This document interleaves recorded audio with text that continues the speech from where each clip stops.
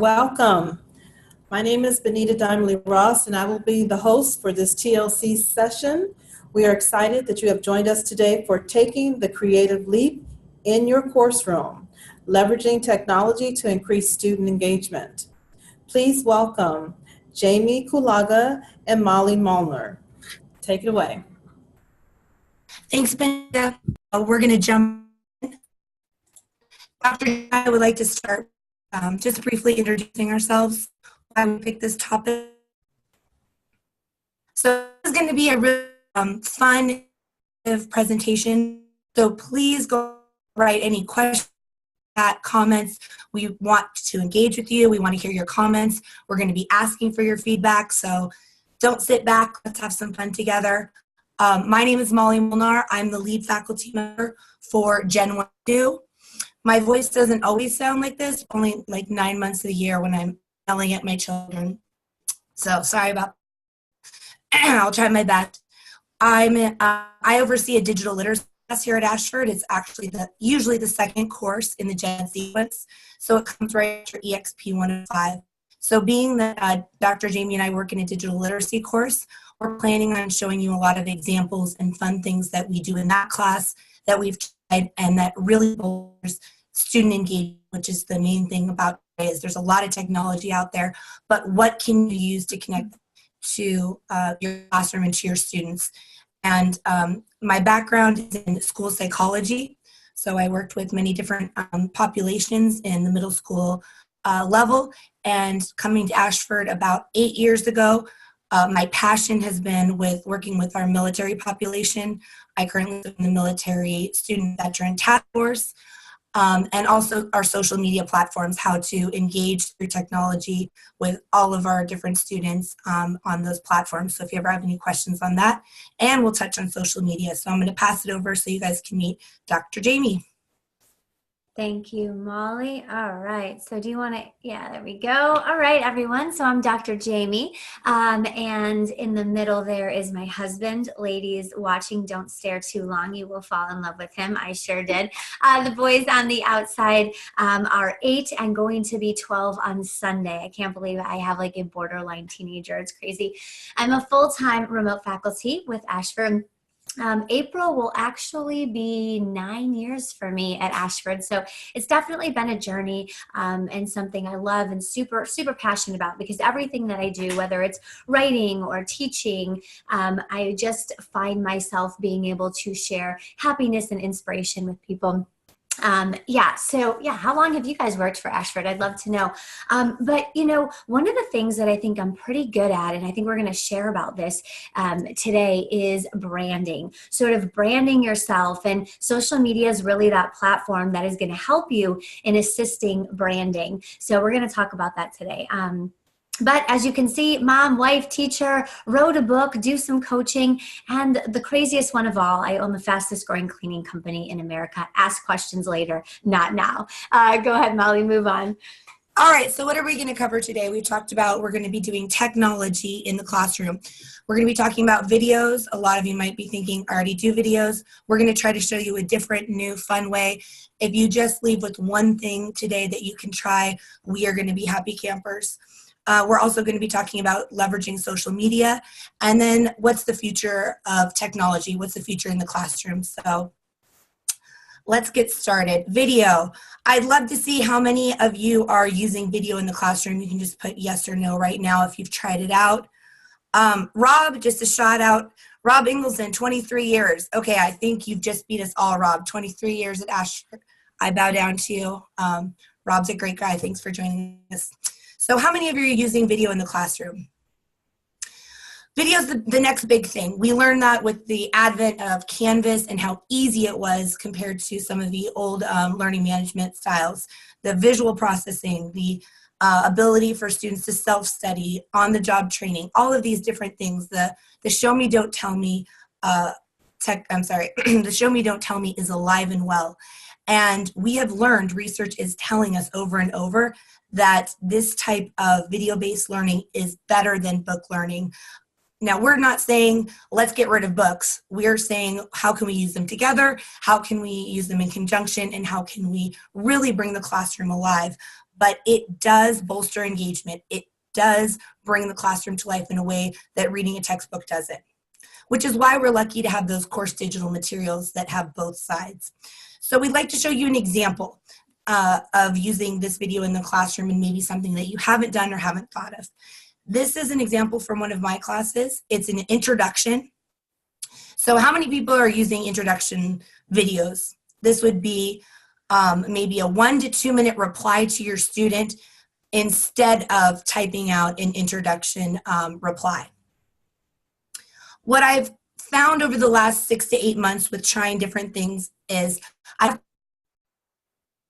it off by highlighting, hey, this is, please look at me, so that they don't miss it. I look at a content, something about what they wrote, their name. You make sure you're using the right name, if they've asked you to use a different name, and then place the video in.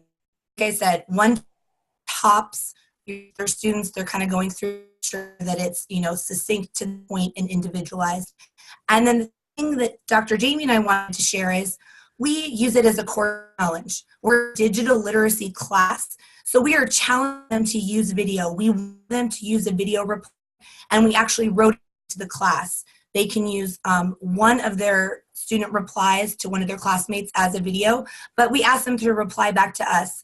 And we've noticed, this is just Dr. Jaime and I, about 25% of students replying back to us via video. What is that accomplishing? It's building rapport, it's putting a face in the classroom. I've had a lot of students say, this really puts me at ease. Now I know who you are. You've helped me, do this. I feel like I can make it through the next 5 weeks. And Dr. Jaime and I really believe in adding a lot of humor. So something fun, something light, that course challenge does help it. And those are just a bunch of replies that I've had from students making me videos, showing me their pets, just engaging and bringing the class to life. And the last note that I wanted to leave you with videos, if you're kind of thinking about it now, we just don't want to penalize students, even if they get it wrong. If they post it, it's not showing up, support them, help them. We create about a 30-second video that I post at the beginning of my introductions that explains how to use video and how to create the video. And now any of you that want to put that in your classroom, it's available through Ashford as well. So just a small caveat there. So I'm going to pass it over to Dr. Jaime to do social media in the classroom, and keep your questions coming. I'm going to be engaging with you guys on chat if you have anything coming in. All right, excellent. Thanks, Molly. So now for the biggest test of all, can I request remote control and actually arrow over? So I say we take bets in the chat right now, if this works. So I did request control, and let's see if I can arrow over once. Let's see, I did arrow once. Let's see. Are we taking bets? Let's bet on probably not going to happen.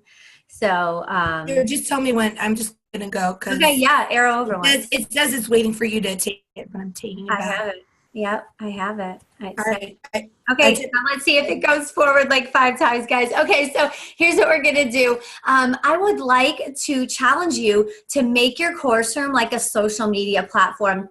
So those of you that are anti-social media, you're like, oh my God, that's so not scholarly and professional. No, it is, and we can make it scholarly and professional. It's just about adding culture and fun to your course. Social media is all about connecting people together, and that's what you want to do as a professor. You want to connect students with one another. It's no longer just about you and them. It's about how can you connect them to more opportunity? How can you connect them to friendships? How can you connect them to more resources? That's what social media is, and I challenge you to turn your Courseroom into a social media platform. So let's go over one slide. If Molly can do it. Let's see. Can she do it? You can? Okay, great. All right, excellent. So here's one thing that I do. So I want to show you an example in my announcements, how I turn my announcements into a social media platform. So in week 5, students are getting to depart the classroom. So I have them hashtag their future. And so everyone can take part in it. If you look in the top right corner right here, you see the number 15. 15 students were engaging back and forth. And it's pretty awesome. So I try to make it fun. It doesn't need to be a paragraph as to why you want to be hashtag successful or hashtag optimistic. It's just hashtag it and have some fun. Get excited about your future. Where they're heading out, I want them to be excited. I want them to be inspired. So you can see here, Maria, for example, hashtag business owner, debt-free, homeowner. These are her dreams coming out. So I respond to her. It's hard to see the posting there, but I respond to her. I'm excited for her future. I'm on board with her. I want her dreams to come true. And if you arrow over one more, Molly, okay, Kim, she wants to be a homeowner as well. Happy, healthy, prosperous, wealthy. These are her dreams. In fact, what I could have done in this one is Maria wanted to be a homeowner, I believe, as well. I can connect them. That's part of making it a social media platform. Hey, Kim, look at Michelle or the last student's posting. She wants to be a homeowner too. You two should connect. But in this one, I took it up as an opportunity when she talked about being optimistic, to plug a quote here for her. And then I told her a little bit about attitude and how much it's going to help her later on in life and how far that can bring her. So it's just a conversation, it's a dialogue, and it's fun. I'm professional and scholarly, but she has the opportunity to just kind of jump in and get excited about her future. So here is another example of an announcement that I use in my class. And this I pop in around week 4, because week 5, I do the announcement that I just showed you with the hashtag. So in week 4, this is how I try to get students interacting and connecting with one another. In weeks 1, 2, 3, and 5, I post an inspiration. It's me talking about maybe how to love yourself more, or better self-talk, or how to not procrastinate, whatever it might be. But in week 4, I challenge students to post their own inspiration from YouTube.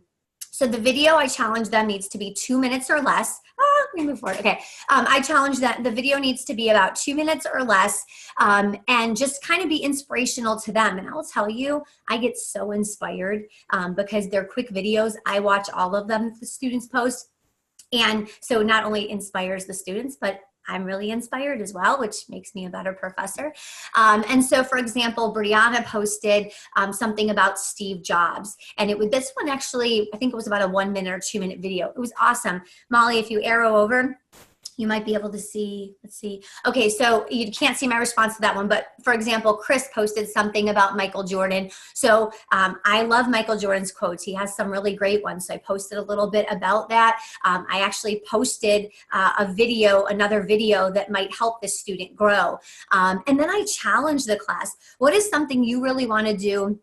What is something you really want to do in your life, but fear is stopping you? And then students respond to that, and we have a conversation about fear. This isn't a discussion question. This is an announcement. Students, if you make it inspiring and you make these announcements fun, students want to engage, and you can get off on topics that are actually imperative for them to know and talk about when they leave the class. Molly, if you want to arrow over. All right, so I challenge you right now, take a moment, wake up if you were sleeping, and I want to go ahead and know what new creative leap that you will take in your class. Maybe it's something Molly and I talked about. Maybe it's something that popped into your head while we were chatting. So if you could just take about 30 seconds, 20 seconds, and let us know what you would like to try in your classroom that can engage students. Let's see. Or something that you're already doing that's really working well that you want to share with the group so that we can learn from you as well. So introduction videos. Steve Jobs, perfect example. It's great that a student posted that, Jaime. Yeah. More inspirational aspects. Jaime does an Inspiration Monday, Motivational Monday announcement that I really like, just to kind of get them back on track after submitting an assignment. Learn to use Loom. Nice, Dana.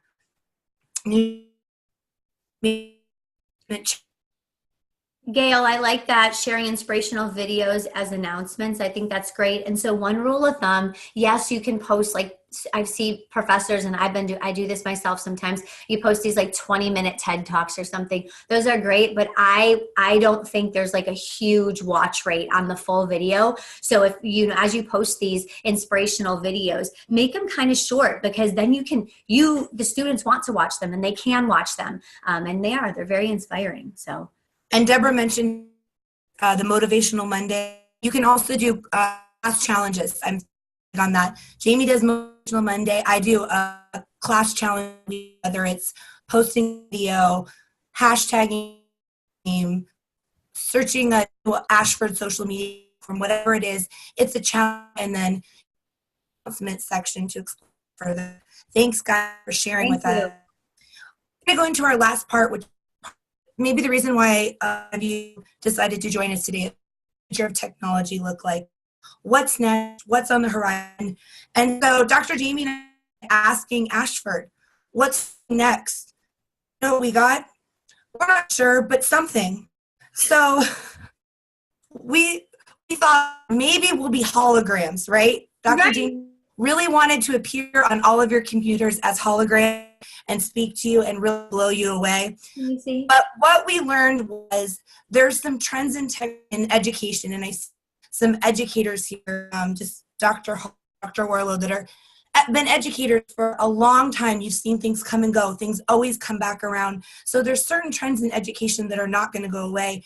But what we can do is continue to support those things that are working with new technologies and with that spirit. So we wanted to share 4 things that as we researched this topic kept coming up time and time again. So the first one was our students are becoming more and more empowered, and they have more choices. And I think as educators online, we know that because we've already been giving our students these options to access education in places that they never would have been able to access education, right? Places that they don't have schools by them, things like that. So these choices, though, are going to include the ability to access different devices, locations. They're going to be able to pick their teacher. I want to go with this kind of educator versus this one. I want to learn from this person, this type of thing. So more and more choices are going to be becoming more and more empowered. That will be on the future, on the horizon. So how do we adapt? Jaime, you want to take the next one? Yeah, but before, I think since Dr. Hall is on this meeting, I would like to put in a formal request to become the first hologram at Ashford. So if you could just write that down. So moving on past that, student ownership. So one of the things that Molly touched on was sort of everything's going to be choices and individualized. That's going to be what's going on here. Students are going to have to take ownership and responsibility for their learning in the future, more so than now, because it is going to be so individualized. We have Portfolio where you're going to keep track of certain things that you do. I encourage everyone, whether you're a professor, whether you're a student, or somewhere in between, to really keep track of everything that you're doing, which is part of your branding, growing your brand, because you are going to have to take ownership and responsibility for your direction and for your path. Molly? The next thing would be the flipped classroom. I just wanted to quickly ask if everyone was familiar with Portfolio. These are examples that we have from our Gen 102 digital literacy class. Portfolio is an online digital portfolio that they now have at Ashford that we're going to start in the second class, and they're going to use all the way through so that when they get to the end of their program, when they get out there in the job market, they have all of these artifacts from their time with us at Ashford that have been stored and have saved, again, with this digital tool and technology. Okay, so flipped classrooms. I'm sure many of you are familiar with this concept of flipped classrooms, but it's this reverse traditional educational delivery of content. It shifts it to a learner-centered model. So you have more time on higher level skills, higher order thinking, and some of the examples might be debate, peer reviews, project-based learning. What we tried in Gen 102 is a current events forum, and they do that in the class. It is completely student-led. Instructors are not part of that. And students go in and they're asked to post, embed a video, so they're using technology again, provide a link to an article, something current event that's happening on the topic we gave them. So the topic of the week, and we leave it kind of broad.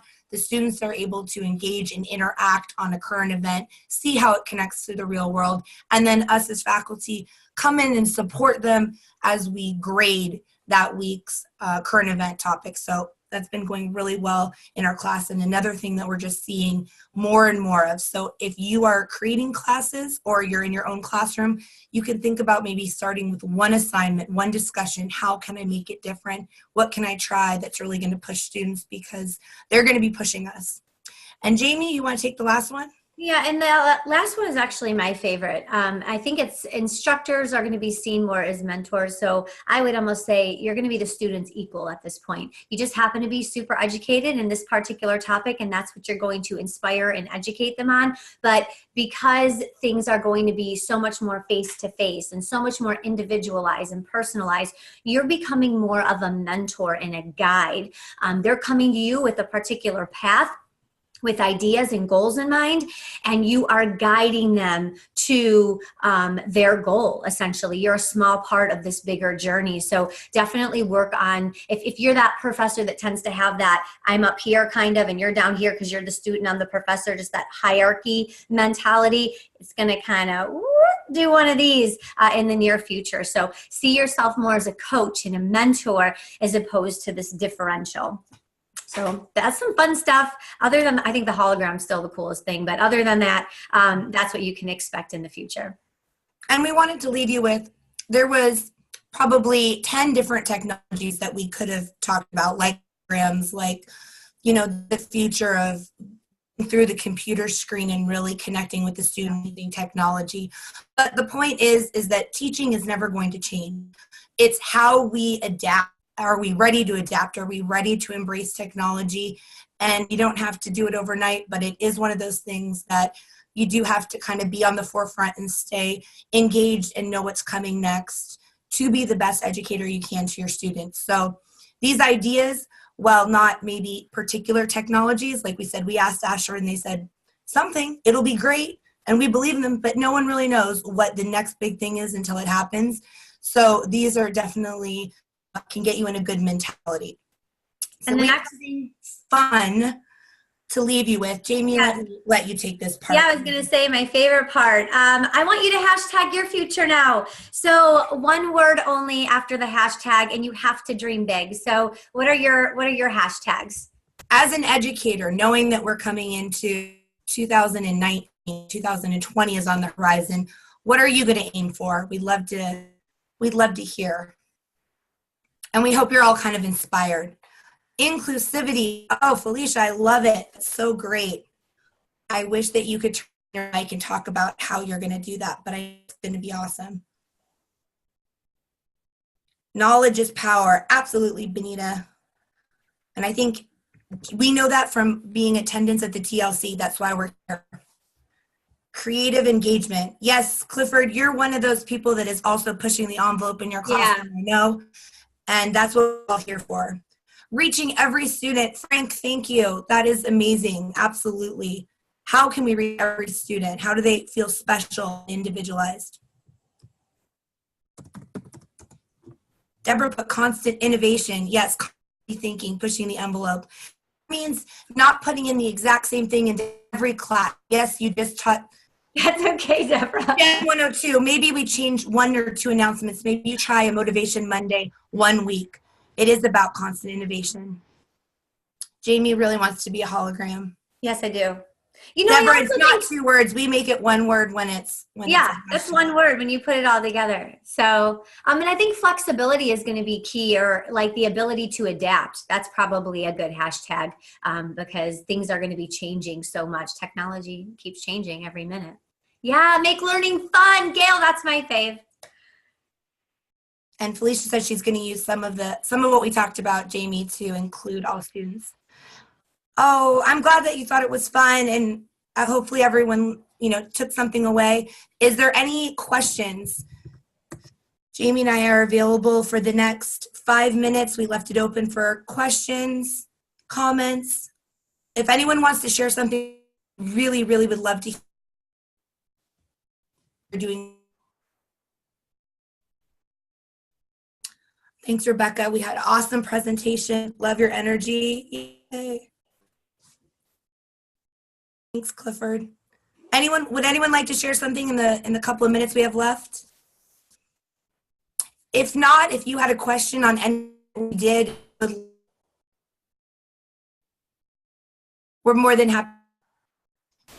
You can see some of the announcements that Jane posted in greater detail if you wanted to see some of the verbiage that she used for her hashtag challenge or Motivation Monday. Yeah, I would say just when you're, doing these types of things and you're setting up your room as a social media course, as the social media platform, just have fun, Just if you're not having fun in your class, your students aren't having fun either. So, Dr. Jamie's tip of the day. So, have fun.